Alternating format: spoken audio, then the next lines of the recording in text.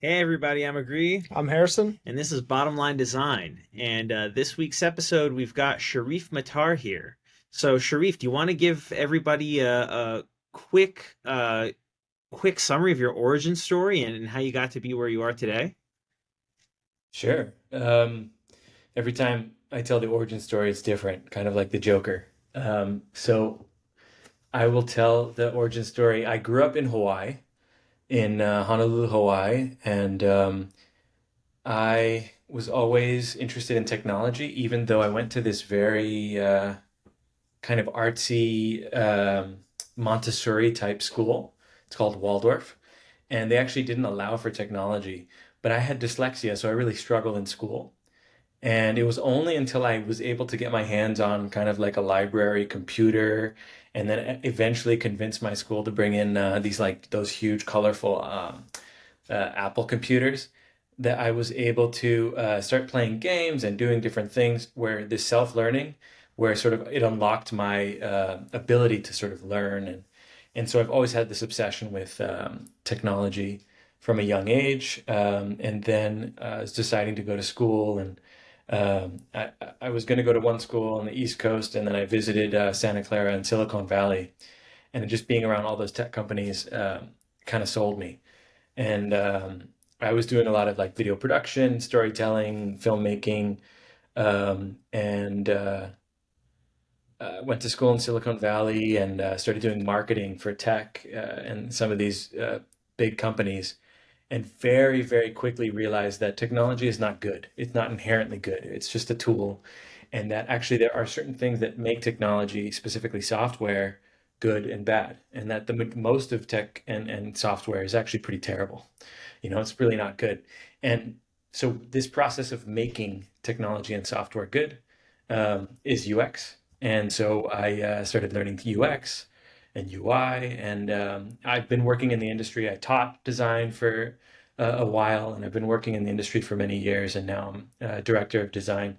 Have an agency, and we get to work with huge companies and startups and everything in between, building technology, software tools that try to make sure that we're making good technology that actually improve people's lives and open people's possibilities up. I think that's the big thing that it did for me is it really kind of unlocked my curiosity and just like an obsession with learning.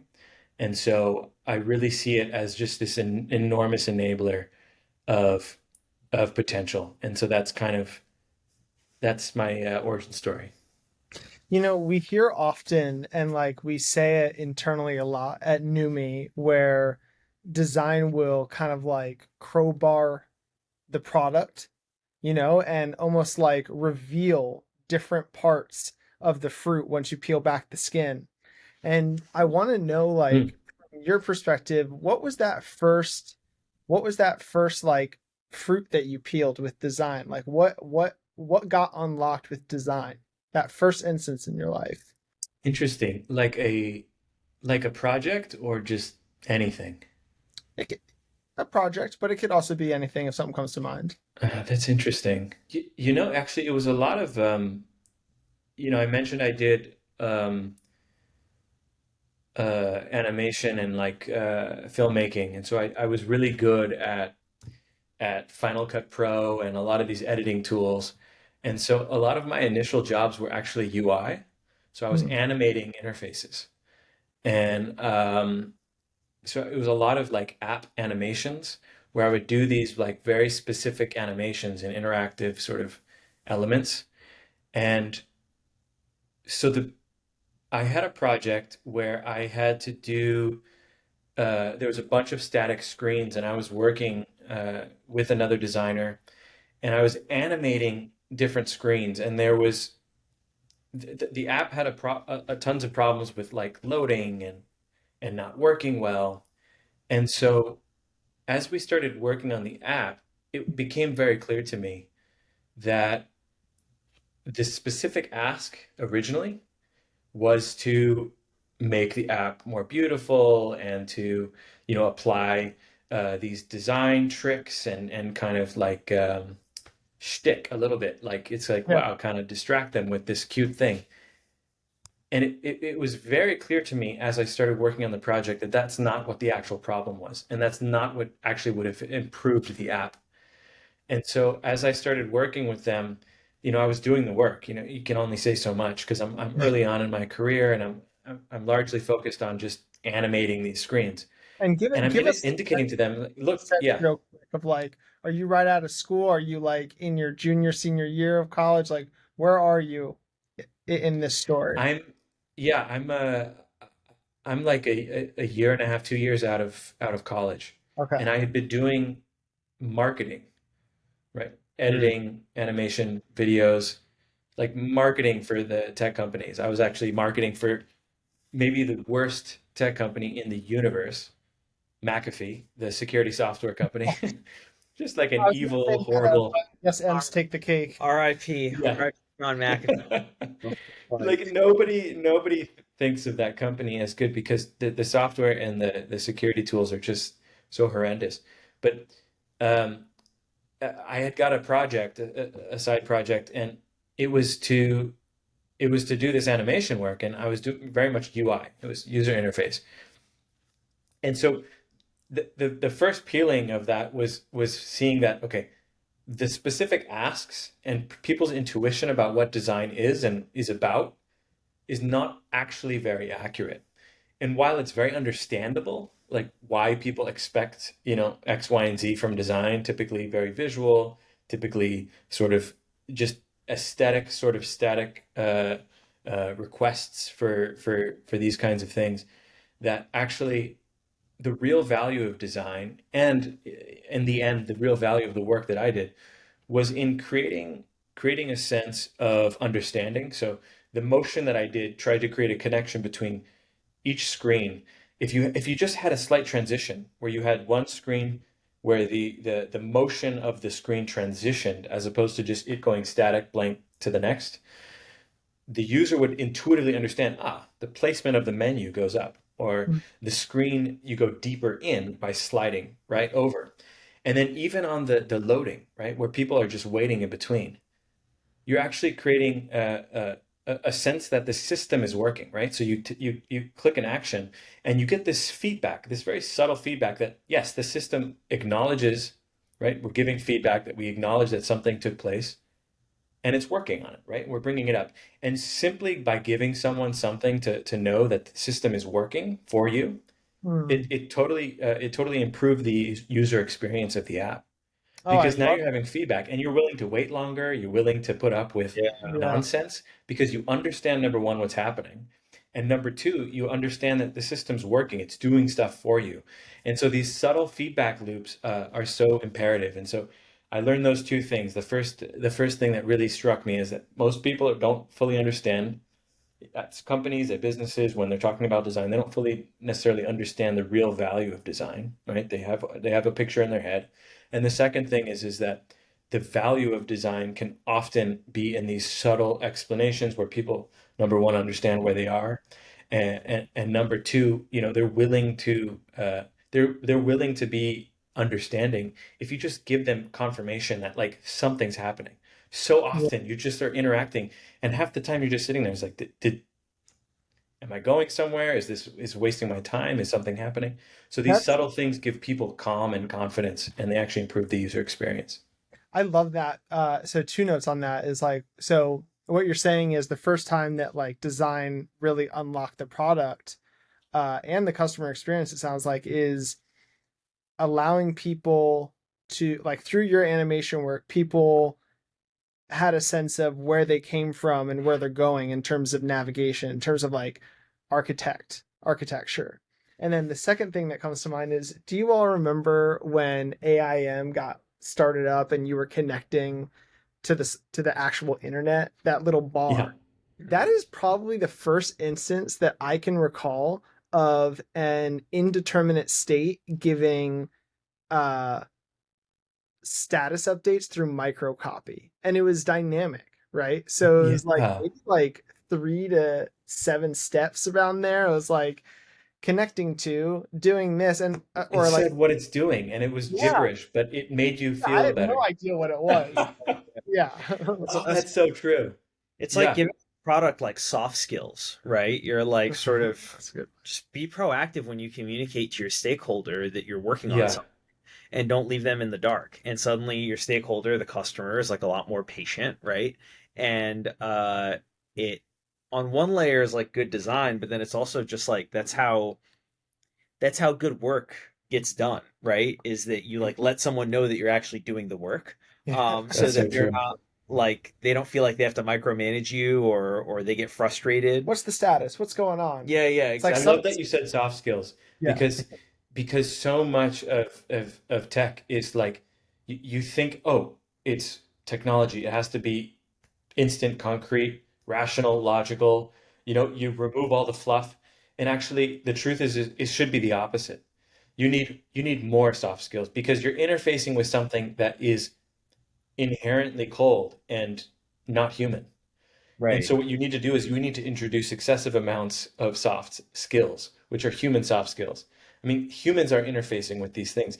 You have to introduce, like you said, I remember people would always say it's kind of like the handshake, but it's soft skills. It's like it's like talking to someone and they give no visual cues that they're listening, or they give no indication that they're understanding or confirming or asking questions.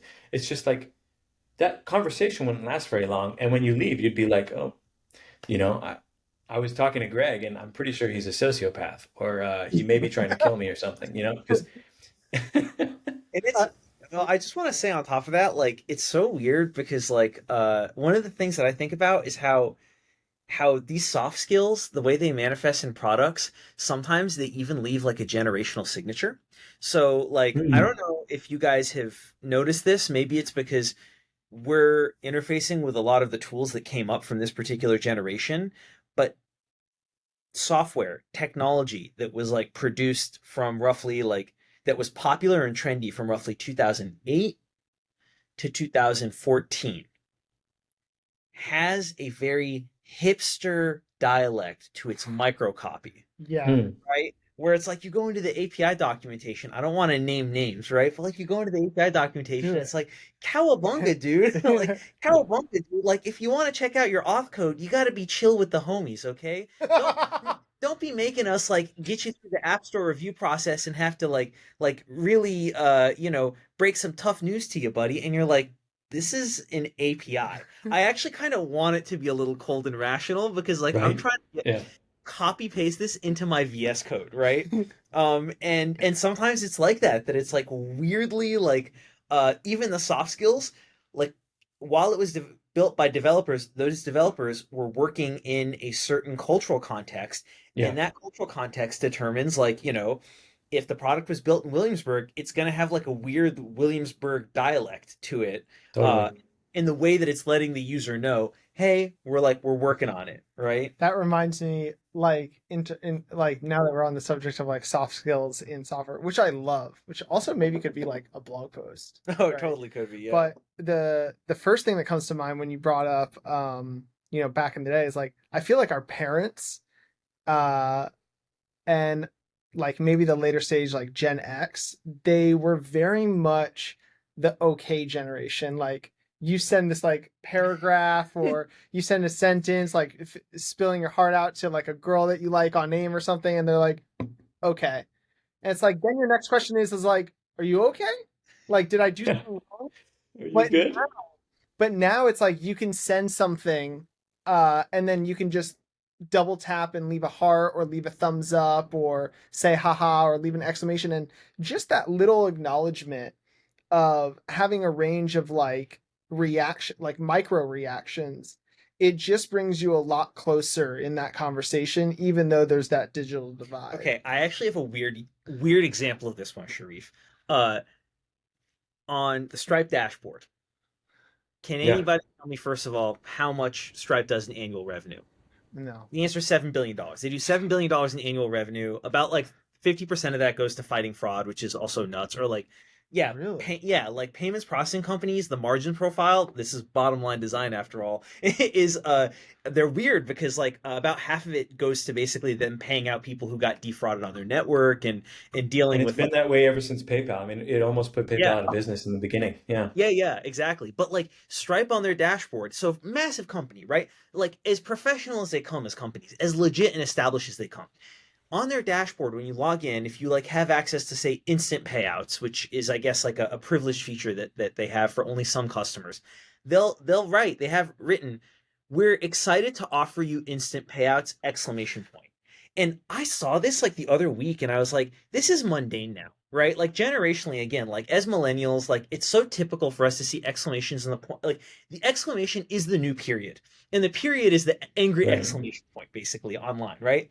And it makes me wonder, there must have been a ferocious boardroom debate the first time somebody wanted to introduce an exclamation point in microcopy, right? Like kind of going back to your point of like what it looks like and yeah, how typical it is now versus I what it mean, was like before I'm just the remembering, OK generation. I'm remembering Yelp being the first company that I saw to introduce microcopy. And I remember like the microcopy would talk to the little illustrations. And there was this one illustration where if you didn't have any search results, I think it was like a squirrel and it said, I'm still looking for my nuts. And I I was remember like, that. Yeah, what? Okay, okay. totally. I remember that. I remember that. Yeah. And they had all kinds of like, people always were playful, I think, with like, error screens and like Yeah, 404 and The stuff. 404s, Photophores, yeah. yeah. Totally. Yeah. And yeah, that's so funny.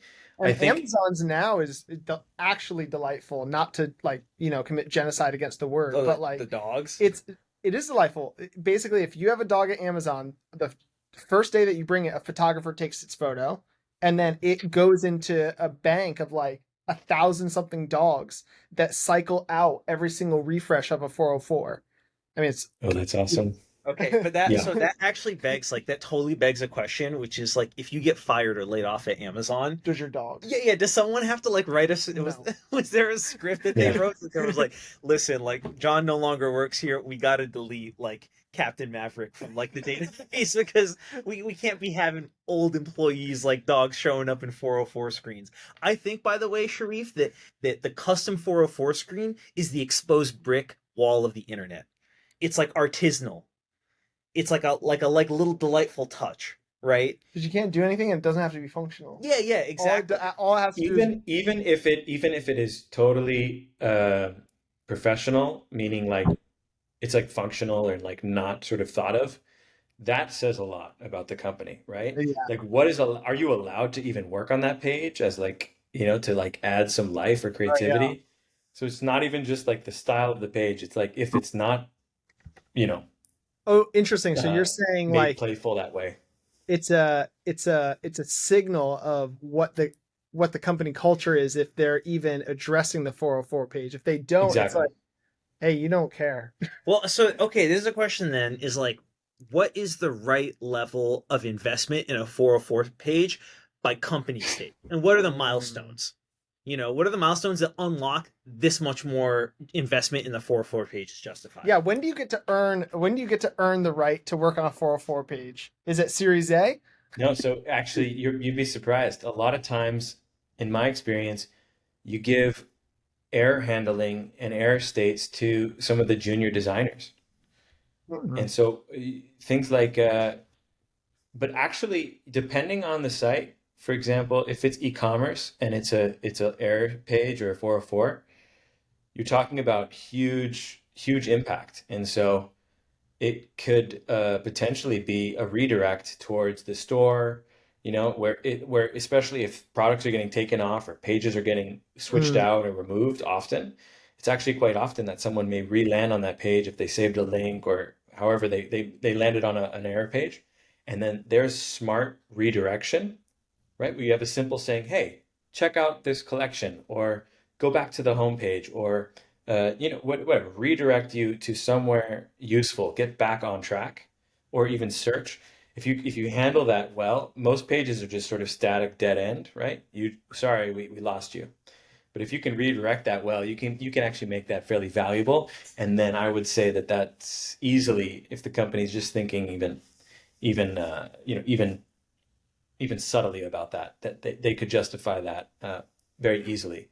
I would say there's many also examples to your point where it would be very hard to justify putting more than more than a little bit of time on that because there's so many other things to be focused on for sure.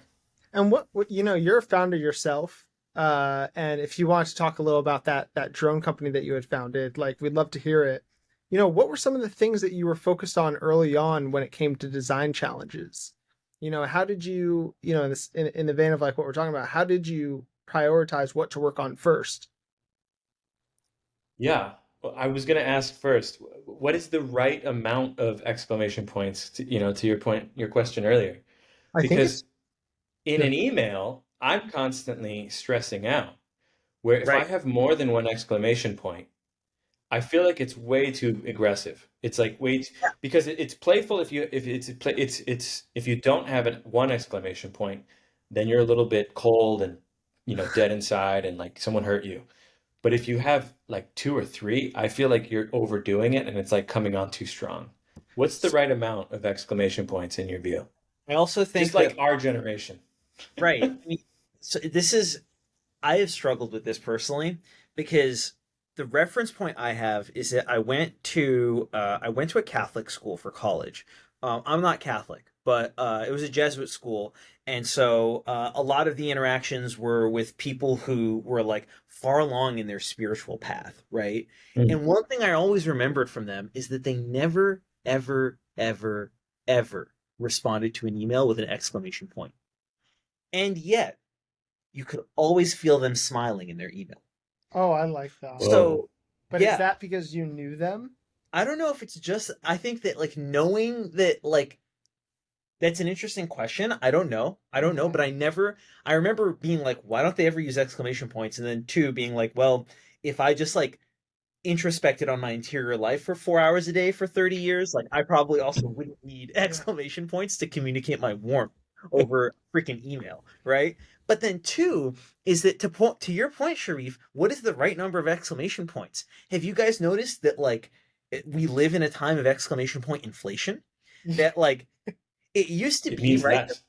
Yeah, I mean, and now, like, if you want to actually communicate an exclamation point, you have to do it back to back. You'll do like you don't do thank you exclamation point. That's like thank you period, like 15 years ago. Now it's thank Right. you exclamation point, So right? I I wrote for my RISD application paper, I wrote how I hate exclamation points. Now, ironically enough, I use them all the time. And it's because Yeah. of one person. Hannah, you're watching, it's because of you. I literally watched my friend Hannah Pobar, super successful businesswoman, and she has such a bubbly personality that she would constantly throw in smileys, exclamation points, and you know what? It brought her super close to her Yep. customers, whoever she was talking to. And so now I just make it a rule, one smiley, one exclamation point, and everything else in periods, but don't overdo it. So my count is one. Yeah, so Who would have thought those like basic writing classes would have been like some of the most valuable classes that you would ever learn in your entire career? It's just Yeah. like figuring out the right tone and cadence of conversation, especially and writing, just text. And just so like, much, yeah, like the exclamation point used to be like, thank you. And then it went to like, if you just had like, just like anything without an exclamation point, it was kind of like you're basically like, hey, talking like this. It's like, whoa, this guy is like really needs to step up. He's not. What's yeah, I wrong with mean, him? Is everything okay? do you think It's that total inflation. if you're a fourth grade teacher today, right, and you're sort of like helping these kids or like write their first letters or their first messages. Like I remember when we were writing our first letters in elementary school, they would tell us about like indenting the paragraph, or you have to start it with dear Sharif, comma, right? Like, and I was like, no one Exactly. talks like that, right? And do you think that now they're like, you need like Johnny, I got to give you a B plus on this like letter to your parents because you didn't have one exclamation point. Like how are they gonna know that you mean well if you don't have an I also exclamation point? think that it's like way more, and now we're talking about the design of copy, but like then we can get back to some UX other copy topics. is a huge thing. No, it's a I massive thing. literally told students, I said, if you want a job at the time when I was teaching, I said, if you want a job in uh, the best way to get into UX at this point, in my opinion, is just focus on UX copy. Go into Interesting. companies and just fix microcopy copy everywhere. Feedback everywhere where there's copy. I just said focus on this, and many of them are literally working in that area, and they're doing great. That is very funny. Yeah, and I totally agree. Yeah. Like copy gets, even down to it goes way past the CTAs at this point. It's like, okay, if you have copy that doesn't speak to your illustration that's off to the right next to your H1, it's like, is that successful? Are you really Yep. converting the like the 2 or 3% more that you could be? And then suddenly throughout the entire scroll of that landing page, if you hit like 2 or 3 percentage optimizations throughout the whole scroll, you've suddenly hit a 20% increase in conversion, right? And a lot of the times when we're talking to clients of ours, we are constantly stressing the need to have your copy match with the value and also maybe the illustrations or the photography that's off to the side, and then bonus points if you get it to the CTA and have a relationship there, and then verbatize it, right? Yeah. Versus like And learn. the relationship to brand, right? So Yeah, it's Yeah. all of those factors, and then as it all speaks up to the overall brand voice and personality. Like on one end, you're talking about like my dashboard, my this with a certain tone, and then in a totally different part of the program, you're talking about your this. yeah. It's not possessive anymore, but also the tone and the experience of the brand. It's just like multiple personality disorder. It's less trustworthy. It's you just again, it goes back to like if you have a relationship with someone and like one room they present themselves this way, and then in the other room they're presenting themselves totally different. They just become instantly less trustworthy. It's the same thing with your brand and your And for the experience. record, it is always your. It's never mine. Right. Well, like It's the software serving you. Keith Raboy has this thing that I don't remember where he said this, but talk about like early PayPal guys. Like he said that one of the ways that he gauges the competence of a company and sees how well run they are. I think this was in the How to Start a Startup startup school series. He gave a lecture in that he said one of the ways that you can tell how well run a company is just by analyzing the voice on their Hmm. website and whether the voice on their landing page is consistent with the voice on their careers page and their about page and Hmm. like throughout the product. And most startups fail in this department, and there's good reasons to, right? That's the whole point, right? Is that it's a mundane thing that is crazy hard to get right because of how thin your dough gets stretched, right? When you're trying to build something. And like um Marketing, product, and business are not working together. Yeah. Exactly. Yeah. Yeah, Yeah. yeah, yeah. And it also feels like, I mean, this is one of those places where you sort of like roll up and you realize that like um design is about a lot more than the pixels, is that there's like almost like a sociological angle here as well, which is I've noticed that like the best the best products, the ones that are most consistently like winning in their categories, there's something about like that percolates all the way down to like the microcopy that the whole thing feels like it's written in a consistent tribal dialect. And it's actually trying to speak to a specific person that exists in some kind of communal living, right? And they connect with others through a shared problem that the product is trying to solve. Hmm. Yeah. Which it's almost like the brand, but it's like it shoots almost past the brand to like being like this product is almost like trying to solve like a nation's problem. And it's like solving it citizen by citizen inside of that nation. And it's also really nice when like you're able to bring your customer's voice or maybe how they describe you or adjectives that they use to describe your brand into your own tone or your own like ecosystem of like words or Yeah. sentence structure. That is really really special, and a lot of times I feel like founders, we're all just too close to the product, and oftentimes you'll see like the founders just trying to take a first stab at putting in the copy into the website before they've even talked to their customers. And it's like, do you Yeah. want to guess, or do you want actual, like, actually like good copy on your site? If so, go talk to your customers. They'll give you all the copy that you need. That you describe your product as um, good, they describe your product as fast, right? It's like, okay, well, go put the word fast Oh yeah. on your site. Yeah, we literally ran into a founder a couple weeks ago that was like, yeah, they were talking about the technology that their product was built On the on. blockchain, it's Right, yeah, yeah. Web3, it's Ra sophisticated. rather than rather than like what it was that the customers were like pulling the product off the shelf for. And we were like, Right. well, how do your customers describe you? And he was like, oh, they all love it. They think that we're so fast. I was like, and so they use the word fast, Fast. right? He's like, yeah, all the time. Why the fuck isn't it in your H1? Oh So, man, okay, that's brilliant. I what's love that it you asked, yeah, the question, what do your actual customers say? What do they think? what is And number one, if they don't have an answer for that, we need to go and talk. You got to talk to your And if he customers. does have an answer for that, like subtly, like what do they say? Because that is 100% the value of what they're coming to you for. Yeah. They don't care about all of these descriptive things. It's they have a value system, number one, and then number two, it's like what problem is actually being solved. Yeah, exactly? that's perfect. Anyway, that guy, Yeah, that founder went on to create a V2 of his site. And if you're listening, you know who you are. Great work. yeah, phenomenal. A plus. But like Sharif, do you have an example that comes to mind of like a product or a startup experience that you've encountered recently that really embodies how much of design comes down to good copywriting? Mm. Yeah, that's a great question. Oh man, I did. I don't know. You know, the with the design work, you work internally at some of these bigger companies, so you can only say so much.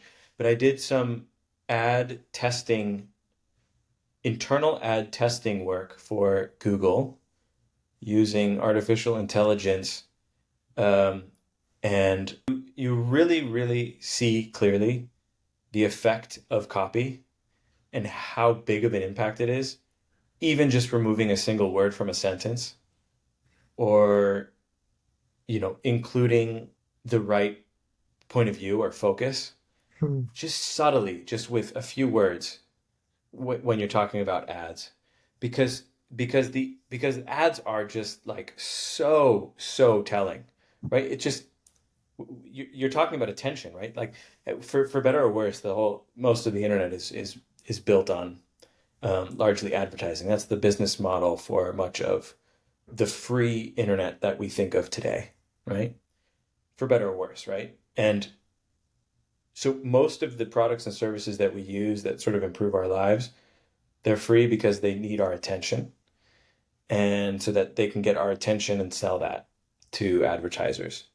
And it's so clear when, people are not going to click, they're not going to engage, they're not going to read things that don't um, that don't touch them, speak to them, right? And so even if there's an ad that's highly relevant, if it doesn't have the right combination of words that speak to directly to the pain that you're having or the thing that you're curious about, um, it'll show up in the numbers and dramatically, right? So you could have the same sentence with one word added or removed, and you're seeing, I mean, multiple percentage points differences in outcomes.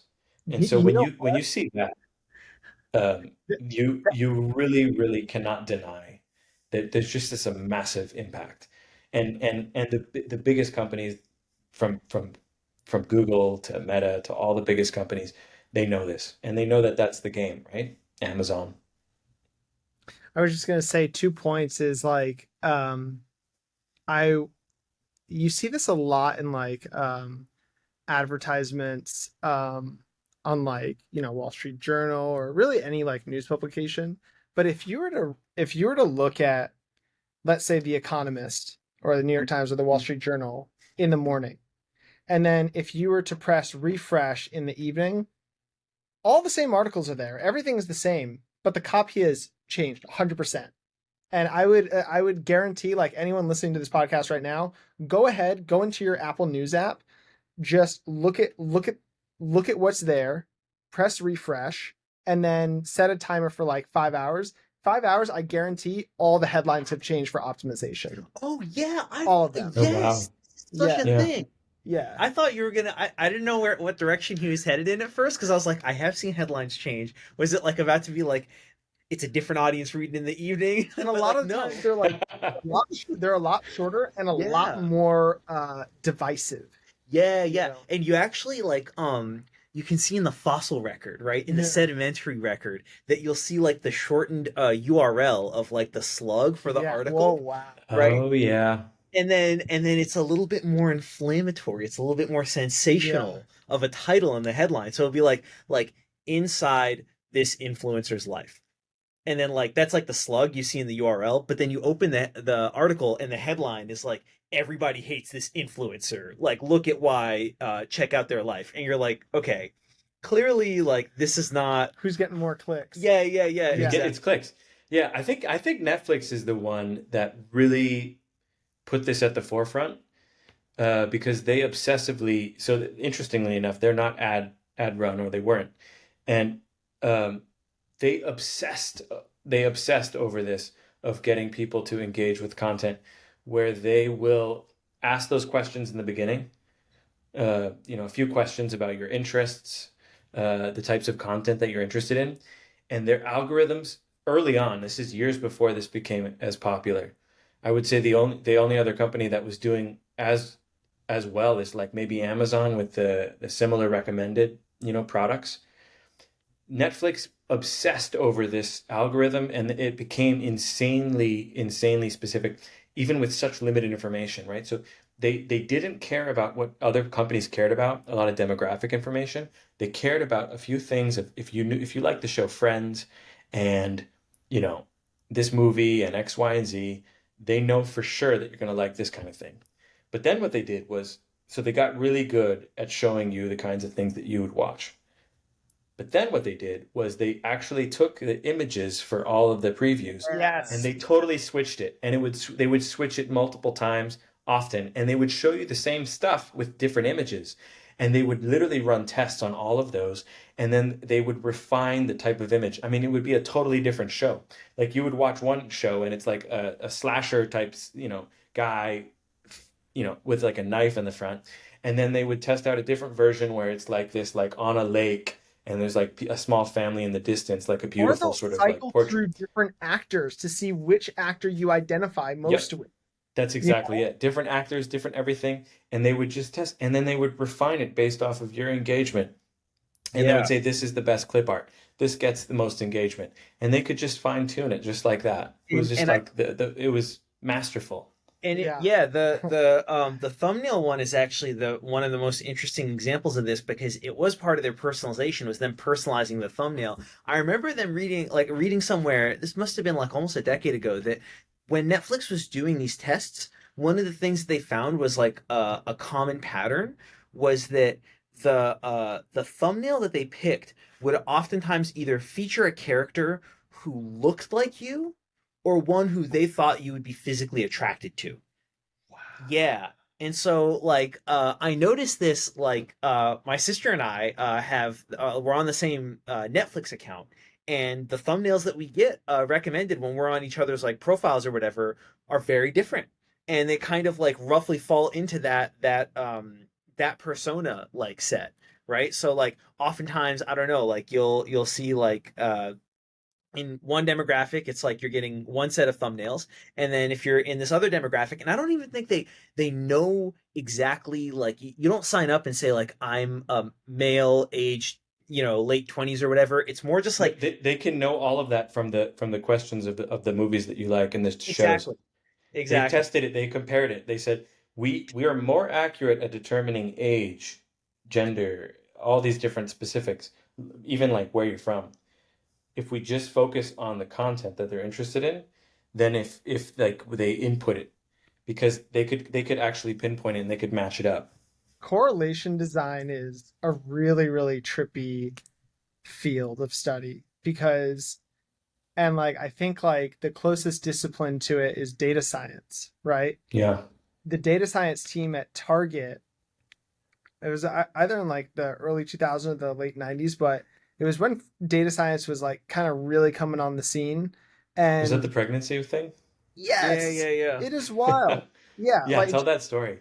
yeah, basically what happened was Target got so good at correlating, let's say when you buy chocolate chips, they're gonna put s'mores right next to it. Okay, those two make sense. They're gonna put graham crackers right next to the s'more. Okay, that makes sense. But then there's a 90% chance that you're gonna buy a sausage link. And so they'll put a sausage link right behind you or something. They got so good at that correlation data. Obviously, I don't think that those those two things would go together, but like they got so No, I mean this is telling about you right now, actually. I think everyone's judging you. they got so good at that in their mail fly in their like their in mail flyers, like physical mail flyers, uh they would begin to write personalized messages based off of life milestones. And in one case, there was this underage, it was a teenager basically receiving mail from Target being like, hey, like, get ready for that baby bump with this new maternity clothing, or like, stock up now so you don't have to like rush while you're pregnant. And the father is like, what the fuck is this? Why are you getting this stuff? Anyway, it was a whole thing. I think it was in the Power of Habit where they describe all the nuances of it. So anyone curious can check that out. But it's Yeah, strict correlation. insane story. And so that's how the dad found out, and the Yeah, daughter was like in big trouble, and it caused all kinds of problems. yeah. And it definitely brought up a ton of privacy and icky, creepy feelings that um, people got really upset about what is being known and tracked about them. But and now at this point, it's universal. I mean, every rewards grocery store, every store has their own sort of point system, and they're all run by a certain set of like agencies, and it's all just data collection on customers, and they're just personalizing, just knowing more and more about customers. Yeah, I got a that is question. wild. I got a question for you that I constantly toy with this, which is on one hand, I get so frustrated with Siri, not understanding a lick of anything I'm saying, just had a huge head start and just dropped the ball. On the other hand, I really value my privacy, but I love when I can chat to GPT or Google, or even Alexa is pretty good compared to compared to Siri. Where do you stand on when customer experience has to sacrifice some of your privacy, or sorry, you have to sacrifice some of your privacy in order to get a good customer experience? Totally. This is an interesting one, and um, it's probably better if I don't. Yeah, I don't care. Like, so, for example, most people say, okay, Apple's really good at privacy. They use it as in the forefront of their marketing, right? They say this is the most secure, privacy first. I mean, they use privacy and private and making sure that the content and the data is on device. And it's true. I mean, their focus and their obsession with this has definitely moved things forward. I mean, they fought governments. They fought governments to keep back doors from being built into every device, right? Where this is universal in China, places like China, where pretty much most technology has a unit, whether it's the internet or every device, there are back doors where the government can have access, and nobody knows about it and nobody talks about it. But for U.S. companies and U.S. products, you know, it's built in that if this is your data or this is your privacy or your face recognition or everything, it's on device and it's not shared with anyone. It's not used. But the truth is that's not their business model. They don't get money from people's personal information, right? And so it doesn't cost anything for them to say this is a value that we have. right? It doesn't interfere with their business model. In fact, it helps them sell products. Yeah. It's So definitely a marketing asset, but it's at the same marketing. time, Siri is terrible Siri's because terrible. And the it reason is doesn't, because they don't have the data. yeah, it doesn't have Google, the, you can't talk to the their whole cloud. business model is personal information, Yeah. right? Yeah. And so all the companies that collect personal information and specifically do advertising typically, they also have really good AI.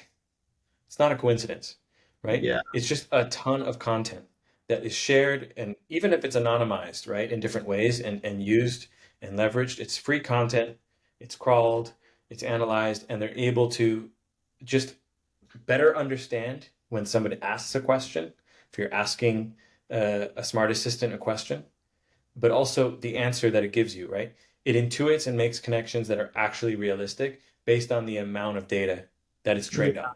That's it, right? So from across the board, you can basically say if it's a company that works in data, their AI is pretty good. If it's a company that doesn't work in data, they have to struggle or buy another company or do something.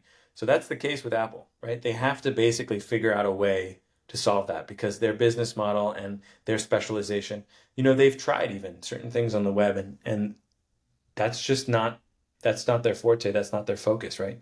It's this magical mix of software and hardware, that they've really mastered and they've done really well. And they've chosen to sort of stay out of certain things, right? The closest thing that they're involved in that's like that, I would say, is like the App Store, right? Mm. But then if you're talking about a company like Google, they have the best AI in the world. And that's because they have an enormous amount of data. That being said, they actually have to work a lot harder on things like privacy and security because they're having customers need to trust them with the most private, sensitive things. And they can't have a bunch of people on the internet constantly feeling grossed out by the personalized advertising that's targeting them, right? There's a nuance between relevant advertising and what the hell, I don't trust them. Why am I being told this? Right? Everyone believes, regardless of whether it's true or not, that Meta is somehow listening to them with their phone. But they don't have to. The truth is they do not have to listen to you to get that accurate of advertising because people will have a conversation with their friend, right? Or their family member and they'll be like, oh my God, like I need to buy a new car, or oh my God, I was thinking about like, this person and gossiping about a specific topic, and there'll literally be an ad like later that day in on Instagram. And they're saying, okay, it's definitely listening to me. The truth is it goes back to what we were talking about earlier of they can just based on your behavior and the demographics that they have on you and the time of day, they can basically predict what's happening in your mind. And so they don't need to listen to anything. They know, and that the targeting is so effective. It's algorithms, right? It's not like some individuals thinking, what should they advertise? It's not like Mad Men. It's like an algorithm that basically can predictively know that you're going to feel this way and do this kind of thing and think about this kind of thing, and this is coming up in your life, you know? So whether it's a As a startup pregnancy or founder, you're buying as a new skirt, sorry to right? interrupt. So as a startup founder, you're just generally, right? Like, how might a startup founder go about introducing their brand and their product in the data world that's like maybe let's say direct to consumer, but they don't have any trust, Yeah. but they're asking for a lot of trust. How do you ask a customer for that? You have to I would look at, it goes back to this conversation of soft skills. How do you build trust with people as a human being? I mean, I Ask those think questions. yeah. Some stores, you walk into the store and they say, "Oh my God, you look so good in those jeans," or "Is there something I can help you with? Uh, can I get you a cup of water?" Or, the easiest thing is reciprocation. As humans, when somebody does something for you, as humans, we feel like we have to do something back or be nice Mm. back. And so, whether you go in to any kind of place, if they're giving you things, whether it's gifts or a free this or any sort of like here's something, that's just they're using reciprocation. So That's one way to build trust. I think people are really smart, and so they can kind of see through if it is purely kind of like you know uh, manipulative. But I would ask, how do you build trust with human beings? And every business is going to be different, right? In the tone and the relationship that you want. Um, so you can build trust with having just a better product or service that is more reliable, right? Just that consistently high resolution, clear photos, and copy that is trustworthy, right? So in your as you're sort of navigating and the navigation is intuitive, so you understand where you're going, that builds trust. Have you ever been like lost somewhere in a big building? Do you Oh, trust that place? yeah. Right. Right? But if you're walking somewhere and there's like these clear signs, the airports are a great example of this. Do you hate this airport or do you love it? It's usually because you can intuitively get to where you need to be, and it's sort of well laid out, and there's thoughtfulness about lighting. So there's that kind of thing. Wanting a You shout out. first build trust, and then Yeah. ask yourself, how do you build that with a human being, and then try and apply that in the digital realm, I would say.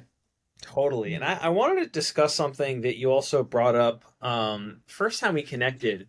And I think a concept that a lot of people are exposed to, or they may subconsciously be doing, and they don't have a word for it, so they don't catch it, which is design theater. Can you Yeah. explain to us or to the audience, what do you mean when you say design theater? What is design theater? What does it look like? How do you identify it? How do you avoid it?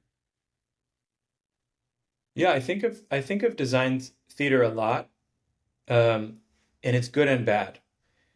Um, it can be it can be extremely helpful in some cases as a way to build a culture at a company, or Well, what get is different departments working together, get people thinking about this. And what comes to mind is what we talked about before, as well. Like these kinds of sort of like brainstorming or like design sprints where everyone gets in a room and we're all going to be creative together and be designers, right? We're all going to put our designer's hat on, and at the end of the brainstorming session, we're going to come out with all these great ideas. It's like that is not how any good ideas have ever come about, right? It's not a bunch of committee people throwing out their ideas and stuff like that and discussing things and having a conversation. It is a totally different part of the brain, right? Most great work comes in when people are aligned on something, and then they go and do individual sort of focused work, or they engage in the world and then they come up with ideas and they bring it to the table and then they hash it out, right? But it's not that something's going to come out of a brainstorming session. And so there's a lot of design theater, I would say, in these types of brainstorming, collaborative work environments. And designers actually sell this too. They're always saying how collaborative design is, right? And it's true to an extent, but not in the realm of creativity and idea generation. And I think a great way to think about this is um, this concept of security theater, which is basically the concept that there's a performance in the same way like a theater, where you have people playing roles and parts, presenting sort of a reality or a story. But the truth is there's nothing real behind it. And with security theater, it's basically this concept of you're presenting all of these things that indicate strength and security and safety, when the truth is there's no actually increased level of safety. And a great example of this is um, at the airport when you're doing you're checking all your bags and doing all of this. Uh, it's largely security theater, meaning empirically, like not just someone's opinion, because they're upset they have to take their shoes off. Empirically, it's tested. The government actually tests these things by having people go in with weapons and things like that into the airports, and they found that they basically don't decrease the ability for them to catch all the things that they would need to catch. Meaning, there's very little increase in security, even though there's a ton of security theater, right? literally the ease that someone has by, oh my God, I have to do all this stuff. This was really secure, right? Nobody can get away with stuff. The truth is that people can get away with stuff if they want to, but there's an actual confidence and trust. Number one, that all this theater is happening, so it must be safe, right? But number two, that, oh wow, the government or this organization or this thing is doing so much to keep us safe, right? So it You know, takes the stress off, it takes the ease down.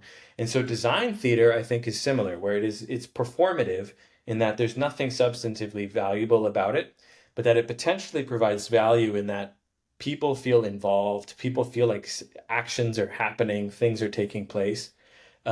And I would say that while it can be valuable, right? Having someone feel safe and comfortable at the airport, you could argue is valuable in itself, even if it is not real. So you could argue that, okay, theoretically, there is some value in people feeling involved and like there's a culture at work and things like that. But I would say it is really important to determine, is the design that's taking place theater or is it valuable and useful? I think there's far too much design theater and far too little sort of people actually asking difficult questions about things like that.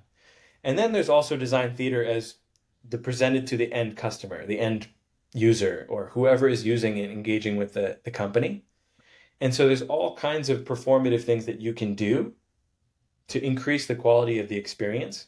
And as long as it is not manipulative, I think it is actually fairly positive, right? And it goes along the lines of soft skills like we were talking about earlier, right? If you go onto a website and you see a bunch of boxes, gray boxes sort of loading, a skeleton loader, and that we know for a fact it makes people wait longer, it makes people more comfortable, it gives people something to look at. And literally that's the only thing that's changing.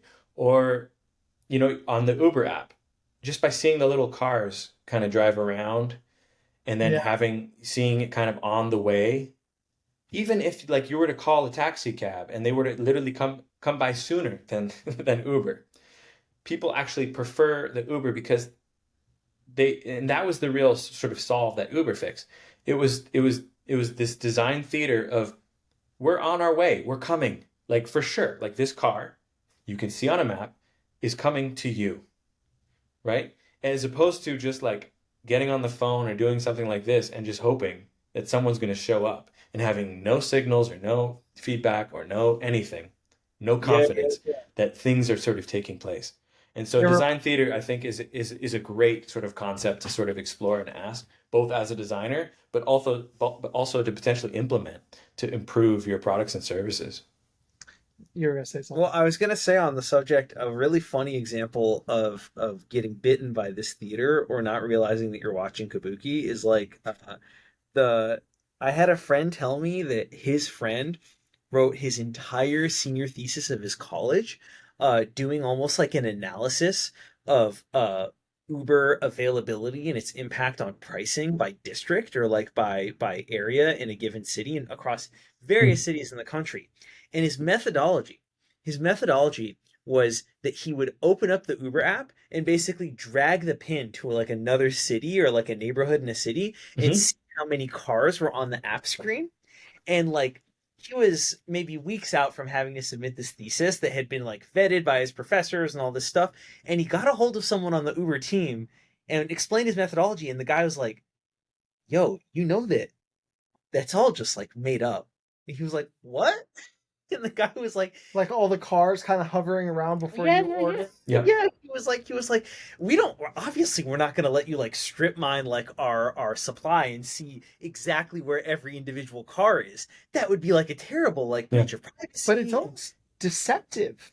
it kind of is to an Yeah. Like extent. if we're Like thinking about that at Numi, that would never fly. yeah, like mocking Yeah, kind of like that there are cars floating around and stuff.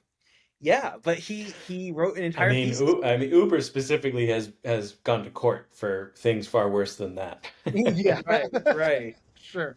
Yeah, they're not like They were straight. literally targeting regulators' phones and giving them a Well, different app experience. yeah. Yeah, because Yeah, they're fighting the taxi cab. They're fighting the entrenched industries that are fighting tooth and nail to get them out. Wasn't it you that Like, told me about the different tones that Uber was listening to for when you if you're like, you know how people go between the two apps, Uber and Lyft? mhm. Oh yeah, this was totally a thing. Yeah, they had This is yo. unethical design. This is also beautiful, but it's also very Yeah, unethical. I mean, it's It's very much. brilliantly evil. Yeah, it's like statecraft is always disgusting, and I think Uber ultimately did end up like at least under Travis Kalanick's reign, like definitely an enterprise in statecraft that they had when the Uber app was open, they had the microphone listening apparently, and they had it set up so that it would listen for the audio signature of a Lyft incoming ride notification for the drivers. And so if you were a rider or a driver for Uber, they were listening like, and you had the Uber driver app open, they were listening in the background for any push notification dings that sounded like the Lyft push notification ding, as a way of Oh being my able to God. prove that you had another rider app or a driver app open at the same time, and like it changed the incentive structure and yeah, all this You're stuff not like. loyal to us because we heard a different sound than you told us we were Yeah, listening. yeah, exactly. The Uh, driver's just trying to get by. Yeah, I yeah, always exactly. asked, every ride I was ever on, whether it's Uber or Lyft, I would always ask, I would say, which company treats you better, or which do you prefer? There's always And Lyft. the answers would change depending on the city, interestingly enough. Oh, But that, yeah, I thought that that was fascinating. You know, because I that ended up being one of the deciding factors for me. Is like, did the you know if the companies are treating folks well, you know? What's a shame is like I always ask the same question back in the day. Now I don't ask it because Lyft is going out of business, but it was always Yeah, Lyft. It was always. I mean, they are. people, yeah. yeah, It's just a they matter of generally time. said Lyft. Yeah, They're Pandoring. They are Pandoring. Yeah. I think okay, okay. Also, Sharif, I'll say on this that like logistics is the basis on which all leverage is built. And so the only reason there was even an opportunity to have a differential in the way the riders were getting or the drivers were getting treated was because they were subsidizing the entire model off like other people's dollars. But like when the tide washed away and it was low tide and it was just the only thing standing was unit economics, it turned out that like suddenly the prices were like $60 to go, like a couple neighborhoods over. And I Kind of think, makes that yellow cab look pretty appetizing. yeah, Yeah. yeah. I mean, I think that like now it's like my sense is at least like now that we're in the long run phase of these like markets, like the drivers kind of have all of the leverage because they're the ones actually providing the value on the platform, right? And I think that this was like a yeah, thing for a lot of those like platforms is that they were supply side constrained because it's really hard to find a driver versus like everybody wants to be able to push a button and like get across the city. yeah. It was no, it was these impossible marketplaces, and they were like ruining each other's business model by fighting each other. And the whole thing was basically a huge pile of cash from venture capital that was just burning, right? And so they were just like they were doing everything possible. But the truth is, the story that people don't really talk about is like, who benefits? People are so cynical about venture capital. The truth is venture capital is a horrible investment. I mean, if you just looked at the majority of venture capital, most of the firms are losing dramatic amounts of money, and most people are better off, extremely wealthy people are better off putting their money in index funds. And like, I mean, it's very rare that you're getting into a fund that is making you, the types of the Ubers of the world, the Facebooks of the world type returns. And it's typically one business will take off out of 100 failures. And so those two companies were basically competing to the death, lowering prices, competing on unit economics and doing everything and testing different things out. And at the end of the day, the funding of this was completely private. It was venture capital. They burned billions of dollars, and customers benefited, right? The industry was fundamentally changed because the incentives were aligned there, and it was not some big plan, multi-year city plan to improve mobility. But mobility is dramatically improved, especially in cities with poor public transit. Yeah. dramatically improved, and it was completely funded by venture capitalists, wasting billions of dollars funding like a ruthless competitive landscape. So it's Kind like of, there are multiple Kind of examples like this, harder, whether so I'm it's not going to fight them, but yeah, I certainly yeah, fix them, yeah. by taking yeah, advantage of it. yeah, Sharif, this has been awesome. I feel like we covered, this is a very different tone from some of our other podcasts where, we traditionally talk about more of like the raw pillars of design. But for this, it was very much around like the ethics of design, the copy around design, like advertising and design. I loved it. It was great. Thank you so much for coming on. yeah, totally. I really enjoyed it. I really enjoyed it, and yeah, I think just like being able to just have these conversations and where the kind of ideas go back and forth. Um, I think this needs to happen more, especially as more work gets to be remote, Yeah. where you can start just like exploring ideas and talking about things, and then something comes up, and then something sticks in your mind, and then something really important or awesome comes out of it, or even just a relationship. And so, I love this idea. I want to do it more. I'm in Amsterdam in Europe right now, and so we're in totally different places, but this is the kind of world that I think these are the kind of things and conversations that are going to happen more and more. And I think only good things come of it. So I appreciate you guys' time. Definitely. Definitely. Likewise, Sharif, thank you so much, man. It's awesome. We'll talk soon. So don't